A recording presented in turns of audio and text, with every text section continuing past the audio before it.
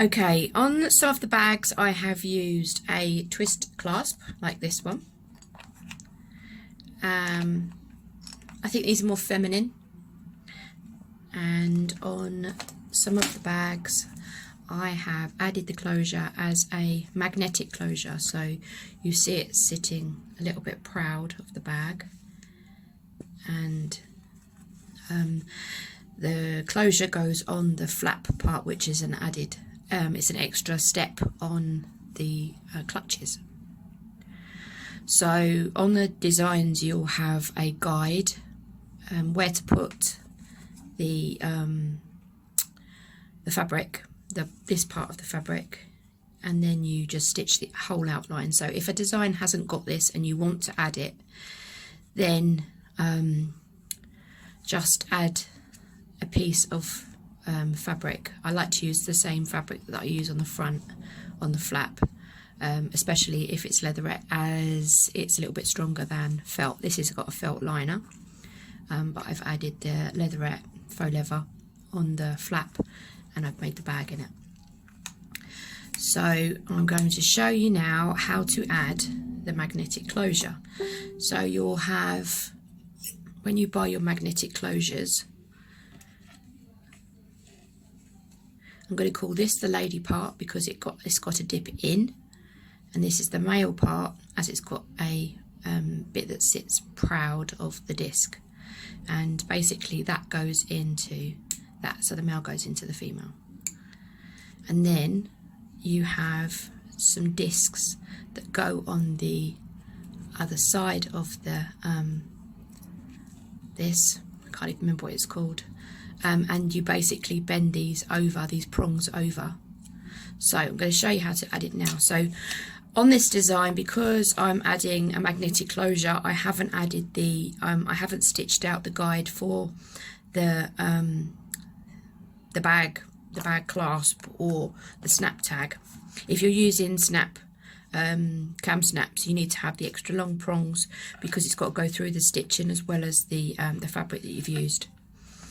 But if you are using a snap, you won't be adding this bit unless you want to put the snap underneath here. Then again, you don't need to have the placement guide on there, you just add your snap underneath here. Right, okay, so I'm going to show you how to add it. So the first part that we want to add is this part here. Now when you are cutting through your stitches are going to open, so you need to have either fabric glue or fray check, or as I use a lighter. So I'm going to show you how I add it now. So I use my prongs and I put my prongs over the guide and I push it into the fabric very, very gently. And because I'm doing it for you to see, I'm going to give myself a marker as well. Might be easier for you to see it. Right, okay, so they're my two prong guides there. So what I'm going to do now is I'm going to use my craft knife, which is my scalpel, and you'll see the stitches open. Okay, don't need to do a massive one because they're not very big. So I'm going to get my lighter, as I like to use my lighter, and all I'm going to do is I'm going to seal these stitches to stop them from opening anymore. Okay, that's all it's done. Right, so this now, these two prongs go through the prong, and then on the back I'm going to add a disc and push the prongs over. Now you can use a hammer like I've got. This is just a little crafting hammer. I'm just gonna bang them down. If you want to cover it, you can. Get yourself a little piece of whatever lining you've used and basically cut yourself something to stick over it like that. If you want to try and get rid of the edges, you can. You just push them like that. and they will go into the fibres of the felt. If you're using leather or leatherette, obviously you can't do this, but and that will get rid of the outline. It just blends into it. So you'll put glue on it and then you'll stick that over the top like that. Okay, so I'm not using that anyway. Now you need to add the male part into the female part. Because we haven't got a guide, I can't, I've got to guess it basically. So what I do is I add the male part to the female part, nice and straight, and then push this down onto this.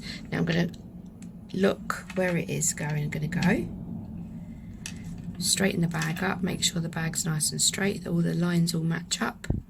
Then I'm going to match these lines up, and I'm going to push it down like that, very gently.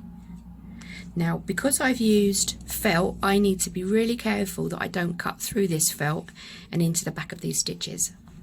So these are my guides here, here and here, and I'm going to very carefully cut through without cutting myself. One there, just felt the knife, and one there, very gently. Then there's my male part. I'm going to add the male part, push it through the two little holes that I've made, and then again add the washer. Is it a washer? I don't even know if it's called a washer. Is it called a washer? And then again, I'm just going to use my hammer and bang that down. If you wanted to, you could stick that down on there so that nobody would see it. That was the initial outline, I think.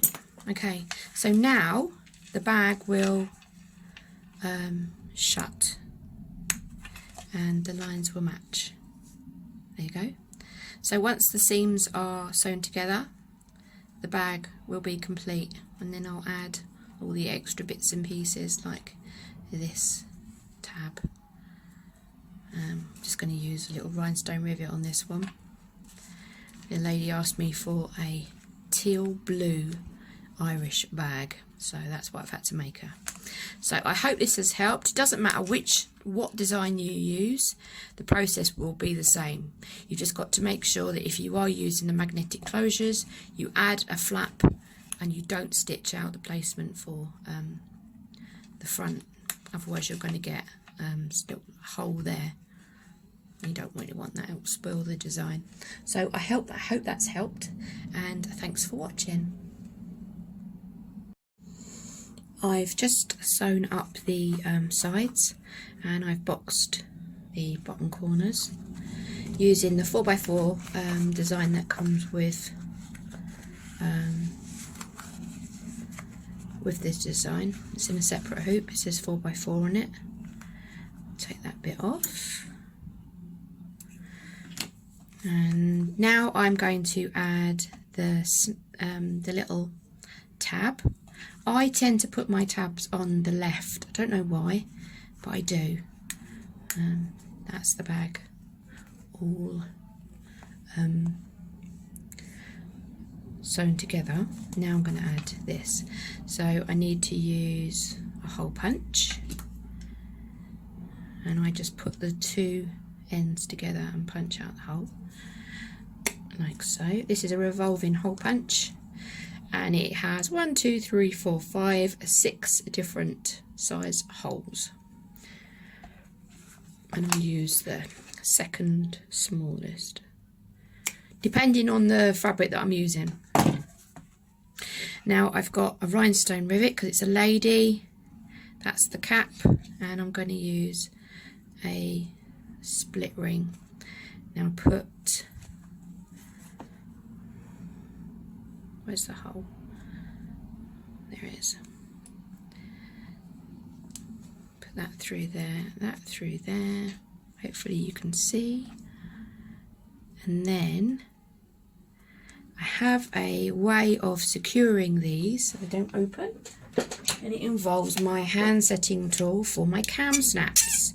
Make sure you get it around the right way. You want to put your pressure on this part of the rhinestone rivet, and the cap sits in that part, so because that won't get any damage, so you can push down on your rhinestone rivet without it squashing it like this. I'll show you, and I can squeeze it right. Nice. So the rivet is now attached, and it will not come off for love nor money. Go around your design and just make sure that you've cut all of the little